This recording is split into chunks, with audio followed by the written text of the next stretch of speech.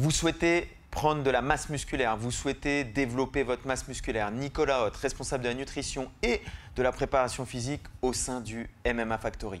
Laissez-moi vous guider en quelques minutes sur ce sujet. En ce qui concerne la prise de masse, on a souvent l'impression que c'est quelque chose de facile. C'est quelque chose de bien plus facile que la perte de poids. La réalité, c'est que pour beaucoup de personnes, la prise de masse est quelque chose de très difficile. Alors, je vais essayer de vous donner quelques astuces pour performer sur votre prise de masse, pour faire une bonne prise de masse. La première chose, c'est la balance calorique. Il faut absorber plus de calories qu'on va en utiliser. La deuxième chose, c'est combien je veux prendre de masse par semaine, combien je veux prendre de poids. La première chose pour la prise de masse, il faut une balance calorique positive. C'est ce qu'on appelle un régime hypercalorique. Il faut absorber plus de calories qu'on en dépense. Alors de combien on va prendre du poids par semaine? Chaque semaine, si on est débutant, on va viser un gain de poids de 1%. 1% de gain de poids par semaine. Si on est débutant, c'est-à-dire qu'on est capable de progresser soit à chaque séance, soit à chaque répétition de la même séance. Ma séance de lundi en semaine 1, séance de lundi en semaine 2, j'ai progressé entre les deux séances, je suis capable de faire mieux, je suis encore débutant. Si je suis intermédiaire, il va me falloir plusieurs cycles, plusieurs semaines pour progresser, parfois plusieurs mois quand je deviens confirmé ou plusieurs années. Donc débutant, chaque semaine, je veux une prise de masse, une prise de poids de 1% de mon poids de corps.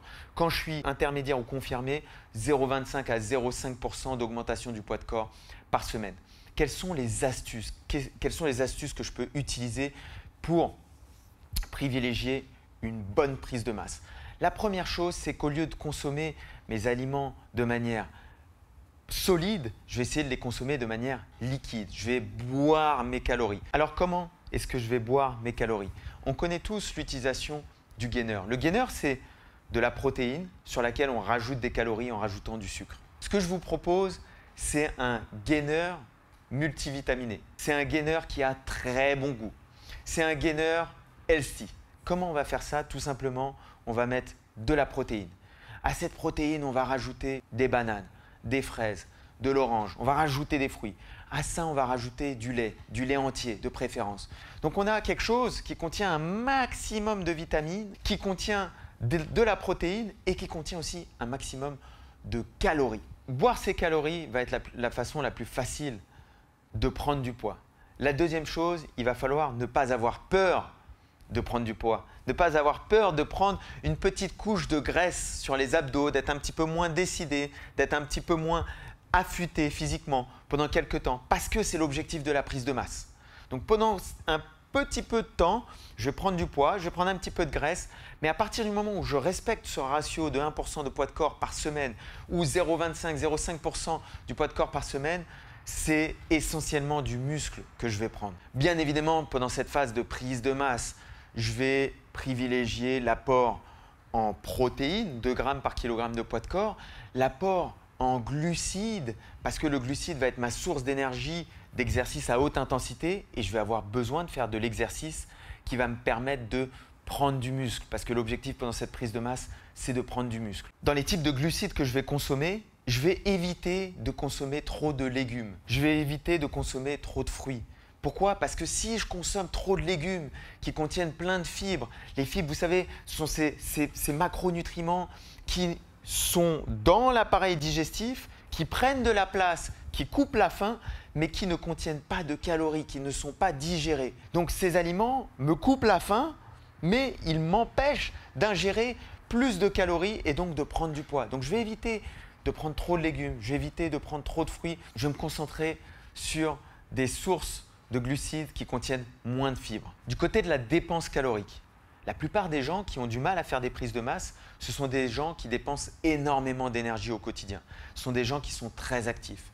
Ce sont des personnes dont le NEAT, le Non-Exercise Activity Thermogenesis, l'activité qui ne correspond pas à l'exercice, l'activité faite au quotidien est très élevée. Ce sont des gens qui se déplacent beaucoup, qui vous parlent en gesticulant des mains, des yeux, qui sont debout, qui vont au travail en vélo, qui prennent les escaliers, etc. Et donc peut-être qu'une des solutions va être de diminuer cette dépense quotidienne. La deuxième chose, c'est qu'il va falloir diminuer l'activité sportive. Alors, on va pouvoir augmenter l'activité liée au renforcement musculaire, l'hypertrophie, parce que ça ne va pas nous faire dépenser trop de calories, mais ça va être une phase sur laquelle les activités cardiovasculaires, on va essayer de les limiter pour privilégier la prise de masse.